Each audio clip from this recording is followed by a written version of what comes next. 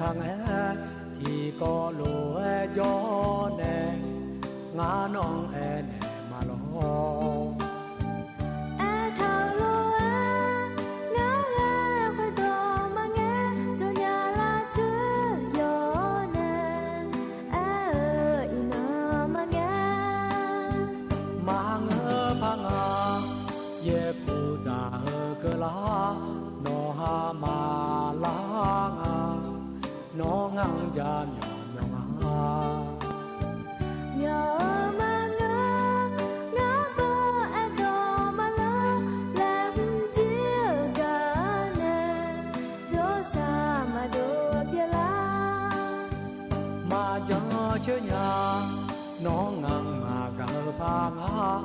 ali ở nữ mà lá cho về phang ai thà nơi xa lên đó cha là mà để cho nó giữ thì cho ý cơ thì bộ em mà mai ơi mà ye cụ già đồ ta nó ha cả nhà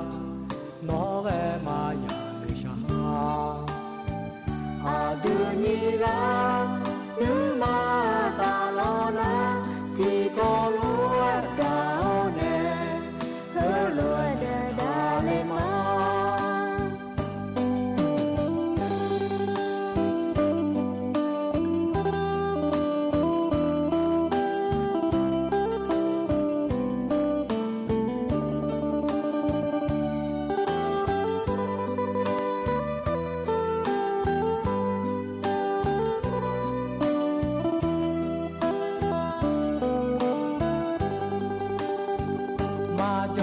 chơi nhà nó ngang mà gạo phang ali ở nữ mà lá cho về phang ai thà nơi xa lên đó cha là mà để cho nó giữ thì cho ý cơ thì bộ em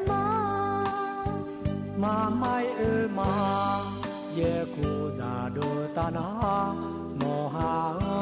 cả nhà nó về mà nhà người xa